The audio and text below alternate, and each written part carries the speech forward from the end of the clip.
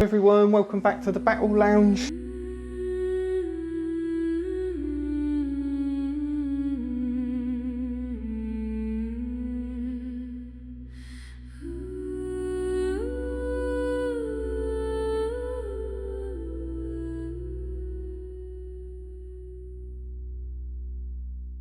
By candle mark and midnight bell, we gather where the old stones dwell. No name is carved, no oath is spoken, only doors the dark has opened. Down we go where lanterns fade, through narrow halls the masons made. Click by click the passages creep deeper into the underkeep. Raise the walls, seal the way, build in shadow far from day. Stone on stone the secret sleep, join the masons underkeep.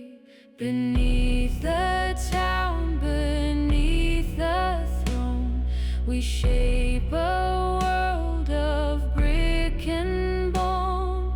Hidden chambers, silent stairs, ancient work and whispered prayers. Down we go where lanterns fade, through narrow halls the masons made. Click by click the passages creep deeper into the underkeep.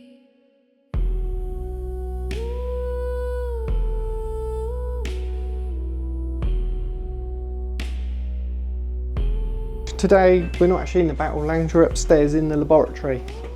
So we are about to do the resin pour for these swamp tiles. So looking sweet now. We used DAS and built it all up, then we just went outside, grabbed some dirt, sieved it, and then put the stones down. Then they've all been painted up and dry brushed. One little problem we did have is that when the DAS dried, some of them they warped a little bit, only a little bit.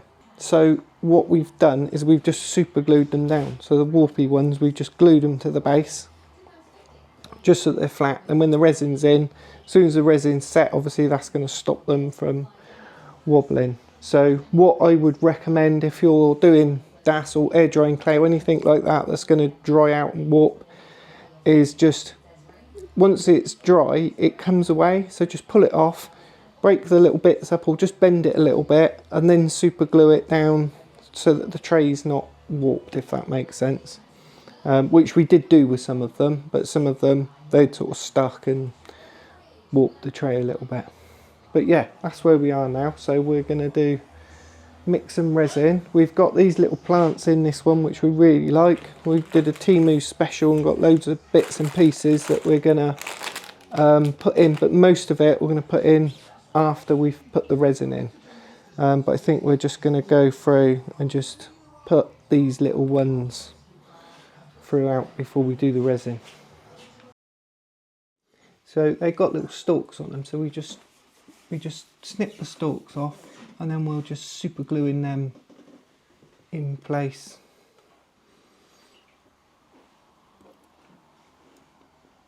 Got some like little mushrooms.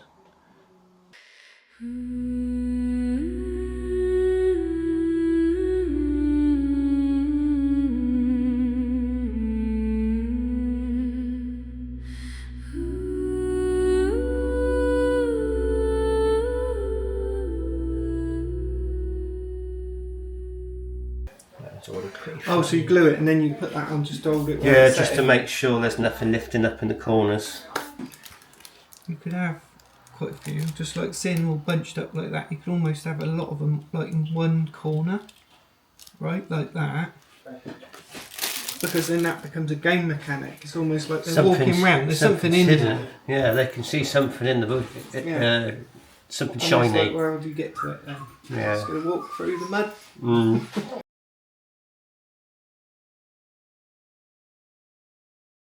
They're just for mechanical reasons. So, as in game mechanics. So if you want a nice big space, you know, you don't want your players to be able to just walk from tile to tile. You put those in.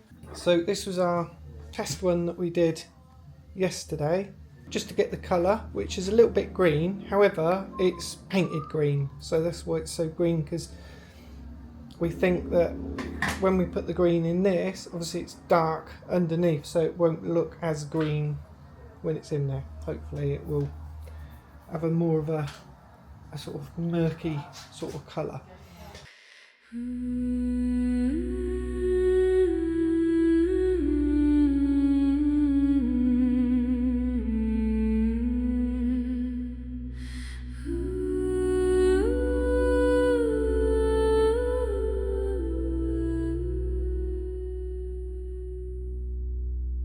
And we got various bits and pieces that we're going to put in. So Justin's measured out the resin. We've got some like little sticks and leaves and things like that. And what we got in there, Justin? I'm just mixing up some clear. I've added some leaves into it just for around the edges. Do you want to just explain, Justin, what we're doing in terms of what colour we're doing? Using these Timu inks. Oh Okay. yeah, they're great. You get 24. It's only about like £5. Perfect for resin. All you need is a couple of drops and it'll change the colour nicely, as you can see from over there. For this perfect colour, 2 drops of emerald green, 1 drop of normal brown. Okay. Brown's quite a lot more opaque, that gives it a bit more of a murky feel to it. Have they got a name, those paints that we're using? Or inks or colours? They're just called alcohol inks. It's just ink, but it's alcohol based rather than water based. They're made for resins. Right. So, Okay. I've used this quite a bit, this resin, the craft resin. I just get that on Amazon and I just put Warhammer paints in. I've used all sorts. So you use like the contrast paints I've put in there, everything, and it mixes in. It's fine. just don't use too much of it because it will prevent the resin from setting. Hence, if you put too much alcohol ink in, Right. your resin will tend to be a bit more rubbery. Right. Okay. So it's set. Well, it sets completely though, doesn't it? Because this one, one is completely set. And But yeah, that was very little alcohol ink in there, whereas Right. probably that little tester one I put for that amount, a couple of drops in there, it was just too much. And it's the same with water-based paint. I find you don't need much. You don't. The smallest amount, especially if it's an opaque paint, you know, just like a standard sort of paint, smallest little tiny bit will go a long way, because you want to be able to see through the resin, but you don't necessarily want to not have enough pigment in there that it still looks clear. We're going to need to write down how much. This is like 100 ml of each, so we're going to need to write down how many drops we're putting in. What are you doing? You've got this one. You've just mixed This up is this clear. little one. I'm going to mix this up. I'm going to mix the coloured one with this one now. Oh, so the colour's going in there and the clear's going in there. So what are you doing with the clear one then? The clear one's just going to go just around the edges. So you've got, so basically around these edges here, with a clearer resin, it'll look shallower. Right. With it going up into the darker green, that'll give it a bit of depth. Give it a depth. Okay. And then we can feed it around the plants as well. It doesn't have to be over. I mean, some bits you could have a good deep bit of bank here, but just these little bits around here where I put some rocks, I think with clear resin, we want that to stand out. And we're going to flood resin over some of the tops of here, get like little puddles and stuff? Yeah, definitely in here. I mean, I was looking here, we've got a nice little dip here, and I think we could put a nice puddle in there, maybe a little puddle down in here, and just see how high we can get the resin and what it does to actually the pathways. I guess if we just drip a bit on, it's going to sort of self-level itself a little bit, or Sometimes you might need to get a little bit of a stick and you might want to feed it around a little bit. Or you can heat it as well, can't you? Put a flame over it to sort of warm it up and then it'll come more liquid. And that's good because that will pop any air bubbles that rise to the surface. Yeah. Although air bubbles is not really an issue with this type of pour, because if you get air bubbles it's not going to really matter. Yeah, no, that's right.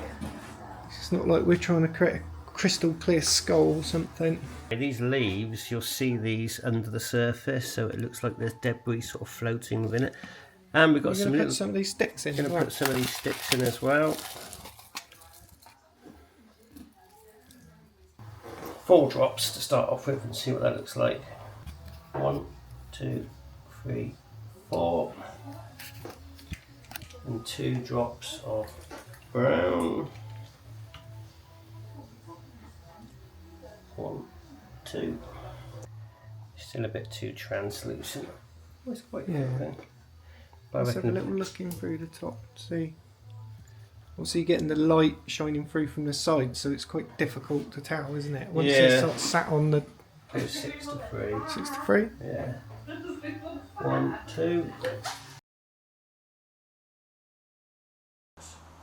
Let's have a little look. Where are we now then? We're here now, so that's 7 drops of green, 4 drops of brown. And where are we on the scale on here? How much resin we got in there? That's, well, I mixed up 100 of one in one part, 100 in the other, and then I just mixed them together. Yeah, so what is that? So it's about 200. So you put 100 millilitres of each. Yeah. The light one first, then the dark one. I would do the dark one and then put the light one in to push the dark away from where I want it. But I think we could probably try both. Now, the idea is that you've mixed up enough for 2. So I think we could try both and see what the difference is. I don't think there's going to make much difference, but it'd be interesting just to see. If you do this one then, you do your first one where you put your clear in. Right, well I'm going to go for this one first then, I reckon. Yeah. Because this is a nice area around here, so I want clear around these plants.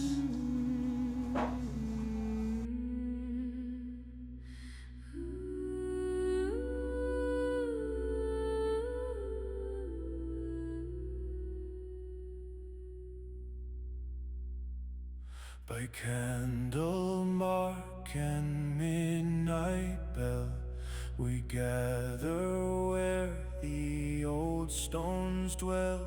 No name is carved, no oath is spelled. And then you're going to put the dark one in. Only doors the dark has opened. Down we go where lanterns fade. Through narrow halls the masons made.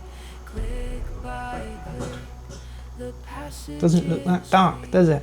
It doesn't. Well, but against the bottom it does. It still looks like there's a... And again, you've got different depths. We can add a bit more for further ones. We can add more resin to make it look darker. You could add a little bit more in on top, into the deeper bits, you mean? Yeah.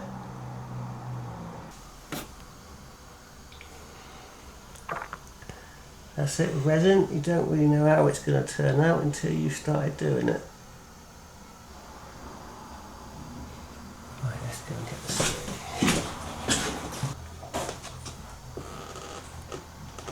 I'll add a bit more to it in a minute just to let it level itself out, but make sure it's going into all the little nooks and crannies, especially around these plants.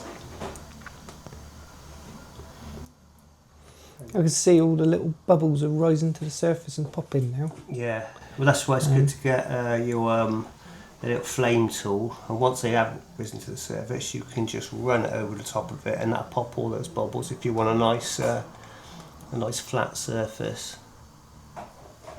We're going to make a puddle. So we've got a nice little dip here, so we'll just add a little bit of resin in there, let it pour in.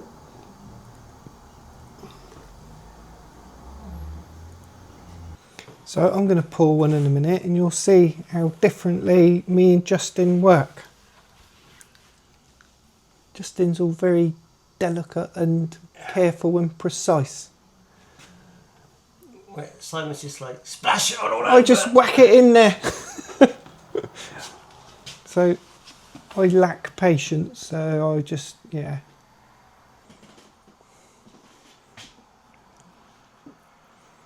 So now you're just sprinkling some leaves in, yeah, just on the to top. of it.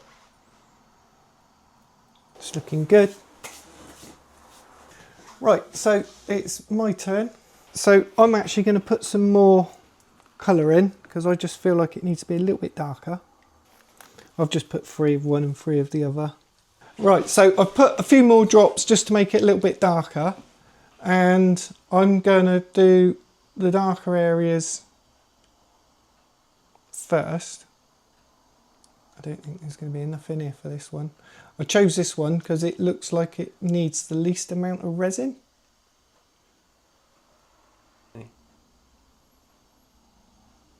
Now, might need a little bit more. Yeah, I feel like it needs to be right up to the top of the floor flockers as much as possible. yeah. Don't have to, I suppose, but because then that is kind of setting the level. And also the more you got in there, the more sort of depth you're going to get, all the appearance of depth. I think that's quite good. I'm not worried about it going on these bits. And then the clear one, I'm planning on doing more around the edges to push back the dark. Now, I don't know if this is going to make a difference to it. But it's always good to experiment. I'm going to be overflowing, aren't I? I'm getting very close to the... Yeah, you are. I think it's... I'll just get my little blowtorch and I'll just go over that.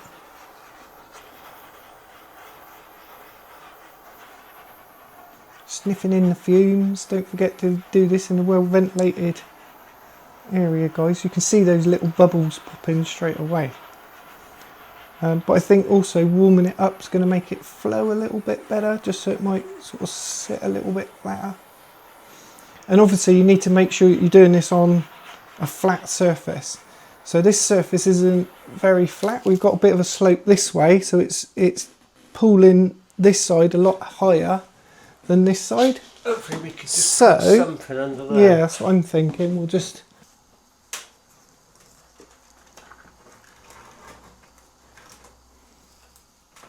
There we go. And it won't change straight away, but it should start flowing. I've got a little disposable paintbrush that I'm just going to paint this in because I think it's just going to stay sat on the surface, and I kind of want this to look like it's more waterlogged, yeah. I like the idea of having some dry areas as well, but having that, and just by painting that, and then as it all sort of settles down, it sort of blends in, doesn't it? But we're definitely levelled out a bit more, so we've got some more right up to this edge now. But I think it's all about experimenting and just trying different things, different amount of pigments, and sort of like what we want might look completely different to what somebody else might want. You let your imagination, like what about a sulphurous pools of bubbling, like, you know, where it's all yellows and oranges, yeah. And that would look quite good, and all the sulphur and the salts and things like that would look quite good as well. Well, those pigments, something a lot more dangerous than just a innocent looking swamp. So now I've flamed over it, I just can see the bubbles have come up, so I'm just going to flame over it again. So I'm not really overly concerned about the bubbles because it's a swamp, so, but I'm more doing it just so it's sort of like warms the resin up and just helps it settle a little bit. And I think that's pretty level now. Maybe a little bit more this side than that side, but it's hardly anything in it. Let's have a little play then. So I'm almost imagining this.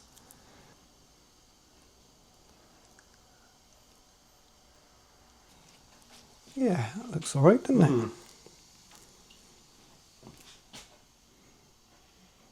Could even have some up here. Although you've got to be where, like, if you've got any of these little bits sticking up, they could end up being really sharp, couldn't they?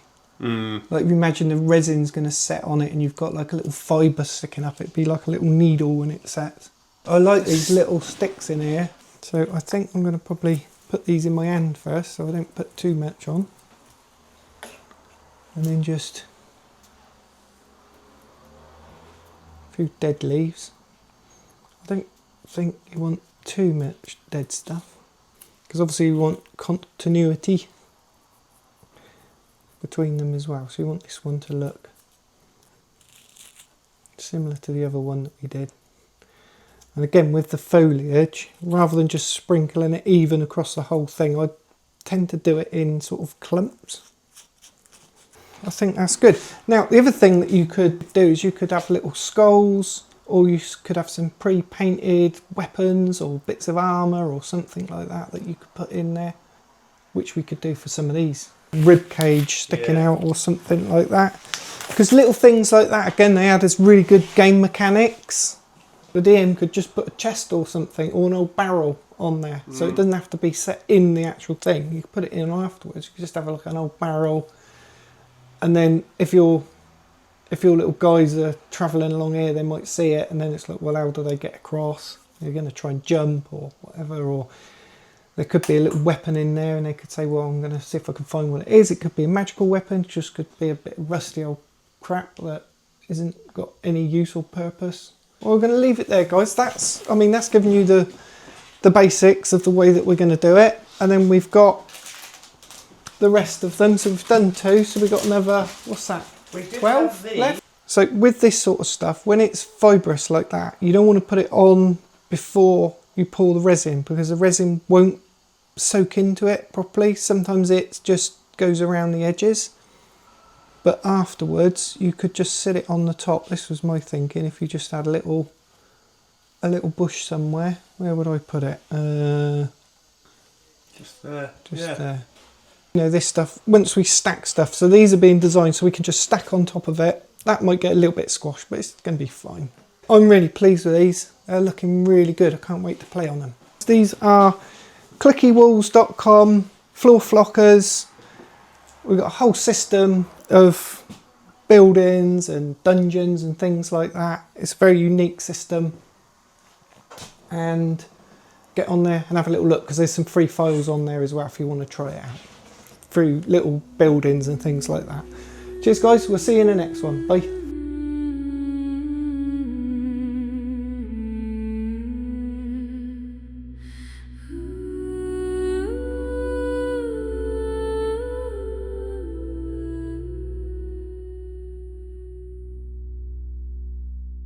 By candle mark and midnight bell, we gather where the old stones dwell. No name is carved, no oath is spoken, only doors the dark has opened. Down we go where lanterns fade, through narrow halls the masons made. Click by click the passages creak.